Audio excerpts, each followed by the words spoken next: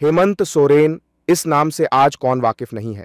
महज 38 साल की उम्र में झारखंड का सबसे युवा मुख्यमंत्री बनने से लेकर जमीन घोटाले में गिरफ्तारी तक हेमंत सोरेन का सियासी सफर उतार चढ़ाव भरा रहा है। हेमंत सोरेन को अपने पिता शिबू सोरेन से सियासत विरासत में मिली है। अपनी उच्च शिक्षा बीच में ही छोड़ छात्र जीवन से राजनीति में उतरे हेमंत सोरेन आज झारखंड की सियासी धुरी बन गए हैं। आइए आपको बताते हैं हेमंत सोरेन का सियासी सफर। बात है सन 2000 की। केंद्र की अटल बिहारी वाजपेयी सरकार ने 15 नवंबर को जनता को एक बड़ा तोहफा दिया। भारत का 28वां राज्य बना।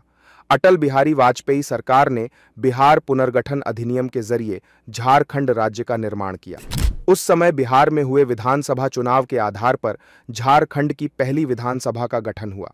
ठीक 5 साल बाद 2005 में राज्य में पहली बार विधानसभा चुनाव हुए। झारखंड मुक्ति मोर्चा के मुखिया शिबू सोरेन ने ऐलान किया कि उनके मंझले बेटे हेमंत सोरेन भी चुनाव लड़ेंगे। उस समय हेमंत कॉलेज के छात्र थे। दुमका से हेमंत सोरेन ने अपना पहला चुनाव लड़ा, जिसमें उन्हें हार का मुंह देखना पड़ा। त्रिकोणीय मुकाबले में जेएमएम से बगावत कर निर्दलीय चुनाव लड़े स्टीफन मरांडी ने जीत दर्ज की। हेमंत अपने पहले चुनाव में तीसरे स्थान पर रहे।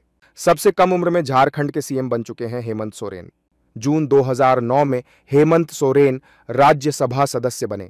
इसी साल झारखंड में हुए विधानसभा चुनाव में जेएमएम बीजेपी गठबंधन की सरकार बनी और सीएम बने शिबू सोरेन। अप्रैल 2010 में देश की संसद में विपक्ष में बैठी बीजेपी यूपीए सरकार के खिलाफ अविश्वास प्रस्ताव लाई, लेकिन जेएमएम ने यूपीए के समर्थन में वोट किया। बीजेपी ने इसे विश्वासघात माना और झारखंड सरकार गिर गई। राष्ट्रपति शासन लागू हुआ। इसके कुछ समय बाद बीजेपी और जेएमएम ने एक बार फिर सरकार बनाई।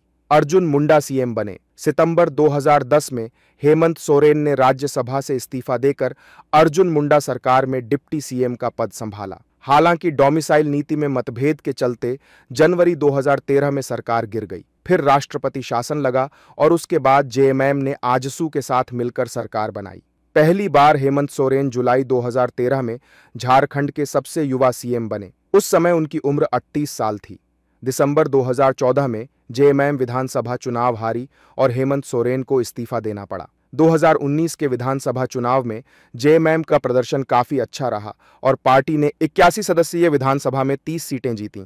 कांग्रेस और आरजेडी के समर्थन से हेमंत सोरेन एक बार फिर झारखंड के सीएम बने। जमीन घोटाले में हेमंत सोरेन को देना पड़ा था इस्तीफा। 2023 में जमीन घोटाले में हेमंत सोरेन का नाम आने के बाद प्रदेश की सियासत और जेएमएम में मानो भूचाल आ गया। इस केस के चलते हेमंत सोरेन को सीएम पद छोड़ना पड़ा। 31 जनवरी 2024 को ईडी ने उन्हें गिरफ्तार कर लिया। इस दौरान सोरेन परिवार के करीबी चंपाई सोरेन को मुख्यमंत्री बनाया गया। 28 जून 2024 को झारखंड उच्च न्यायालय ने उन्हें जमानत दे दी। जेल से रिहाई के बाद 4 जुलाई को उन्होंने तीसरी बार सीएम पद की शपथ ली। इस विधानसभा चुनाव में हेमंत सोरेन की राह नहीं आसान। हेमंत सोरेन तीसरी बार झारखंड के सीएम पद की रेस में हैं। हालांकि उनकी राह आसान नहीं है। कभी हेमंत सोरेन के सबसे बड़े वफादार रहे चंपाई सोरेन आज उनके सामने सबसे बड़ी चुनौती है। सीएम पद से हटाए जाने के तरीके से नाराज चंपाई सोरेन बीजेपी की तरफ से चुनाव लड़ रहे हैं। यही नहीं, हेमंत सोरेन की भाभी सीता सोरेन भी बीजेपी की तरफ से चुनावी ताल ठोक चुकी हैं।